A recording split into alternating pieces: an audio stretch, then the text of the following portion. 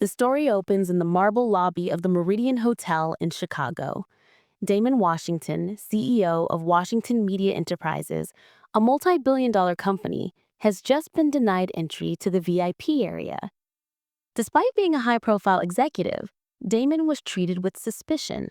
Security personnel demanded extra verification, asked intrusive questions, and escalated the situation, something they hadn't done to the white executives entering freely. Maya Rodriguez, a sharp-eyed live streamer with a growing following, captured everything on her phone. What began as an isolated humiliation quickly spread online under the hashtag VIP Gatekeeper. Within minutes, the story was trending. Celebrities, activists, and ordinary people amplified the footage, turning a moment of bias into a national conversation. Inside the lobby, tension escalated. Security guard Tyler and manager Rebecca insisted Damon provide more proof of identity, while other executives walked by unchallenged. Damon remained calm, his voice steady. Then came the turning point. Damon placed his phone on the marble table, camera facing upward. "Everything we discuss," he said, "will be public record, because systemic change requires public accountability." The room froze. This wasn't just an argument anymore. It was Protocol 7, Damon's strategy for handling discrimination: comprehensive documentation, legal leverage, financial pressure, and public exposure. For the first time, hotel manager James Sullivan realized he was standing not across from an ordinary guest, but a man with both the power and preparation to turn humiliation into systemic consequences. Damon opened his briefcase with deliberate calm. Inside was a tablet loaded with data, contracts, clauses, and numbers that would shake the room. He pulled up a spreadsheet. Washington Media Enterprises partners with 18 hotel chains across 12 states. Annual combined value, $47 million. Meridian Hotels represents the largest share, $12 million annually. Sullivan's face drained. These weren't just statistics, they were lifelines for the chain. Sullivan scrolled. "Your current contract includes Section 12.4, termination for cause. Discrimination against guests based on race, gender, religion, or national origin qualifies as breach of contract." Rebecca tried to salvage the moment. "Mr. Washington, this was an isolated incident. Tyler was overzealous. There was no malicious intent." Damon's reply was sharp, measured. Intent is irrelevant when measuring impact. The Illinois Civil Rights Act requires equal treatment under the law, not equal intention. He revealed another document on his screen. Section 5101 of the Illinois Human Rights Act. Places of public accommodation cannot discriminate. Tonight's events, witnessed live by over 100,000 people, constitute prima facie evidence of discrimination. The weight of the law and the live stream bore down on the room. Finally, Tyler broke his silence. "Sir, I swear I didn't know who you were. I was just following security procedures." Damon looked him in the eye. "Mr. Tyler, what does your security manual say about racial profiling?" It it says we don't do that." "Then why did you ask Rebecca to verify my credentials? Did you ask that silver-haired gentleman? Did you demand Sandra Price empty her purse? Did you require Richard Blackwood to provide extra proof of his executive status?" The silence was damning. Sullivan tried to pivot. "Mr. Washington, we can offer substantial compensation. Perhaps we can reach a settlement." But Damon shook his head. "I don't want your money. I want structural change." On his tablet appeared an organizational chart of Meridian Hotels: 47,000 employees, 312 properties, layers of leadership, none of which had prevented what happened tonight. You don't have a rogue employee problem. You have a system problem. Maya's livestream comments exploded. The feed was now trending at peak engagement. And with the room hanging on his every word, Damon began to outline his demands. Damon's voice carried the precision of a corporate attorney as he laid out what Washington Media Enterprises required for the contract to continue. First, immediate termination of all personnel directly involved. Tyler, Rebecca, Marcus Thompson, who vanished the moment my identity was revealed. Sullivan, sweating, quickly nodded. Done. Consider it handled. Second, mandatory bias training for all staff, management, and executives. Completion within 60 days with quarterly refreshers. Yes, absolutely, Sullivan said.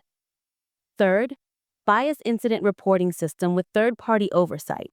Anonymous reporting, independent investigation, public quarterly reports. Sullivan tapped frantically at his phone, taking notes. Fourth, revision of all security and guest services protocols to eliminate subjective judgment. Clear, objective criteria that apply equally, regardless of race, gender, or appearance. Rebecca tried to interject. Sir, some discretion is necessary for... Miss Carter, you're no longer employed by Meridian Hotels as of this moment. Your input is irrelevant. Her face fell. The dismissal was final. Fifth, establish a diversity advisory board with authority to review policies, investigate complaints, and enforce change.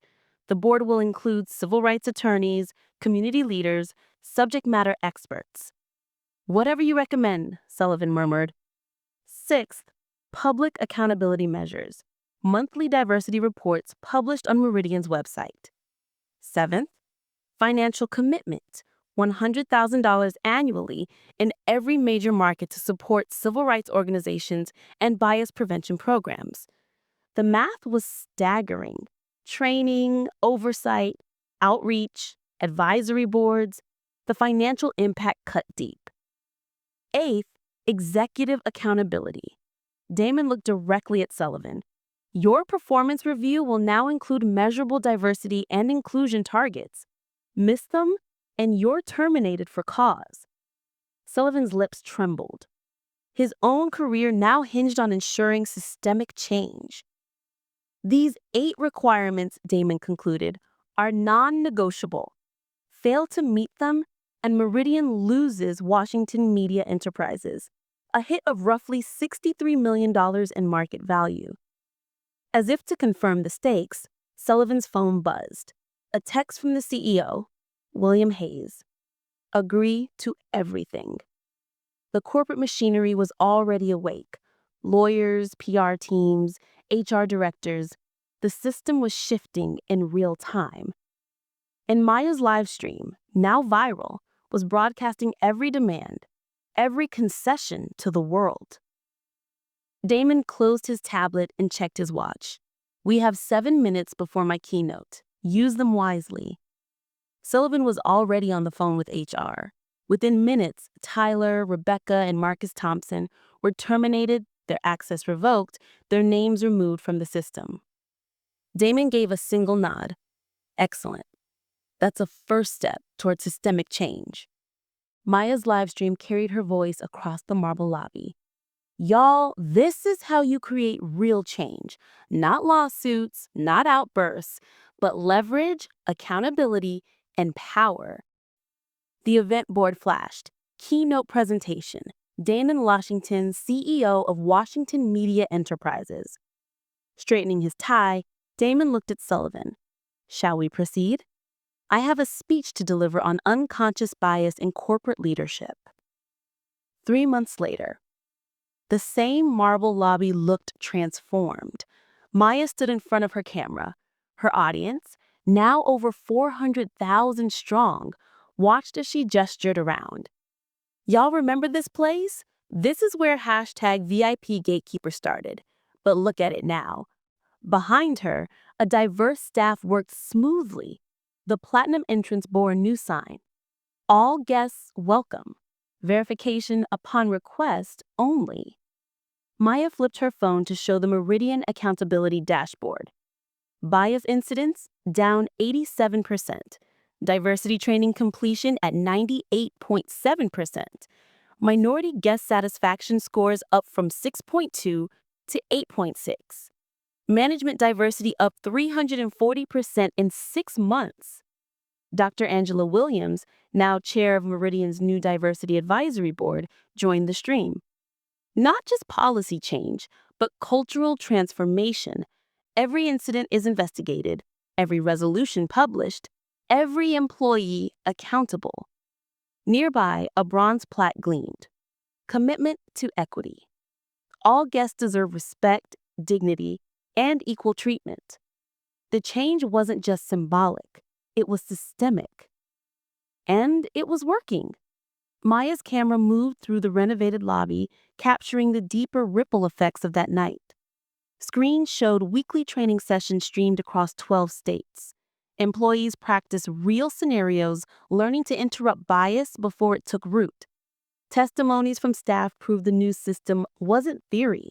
It was safe.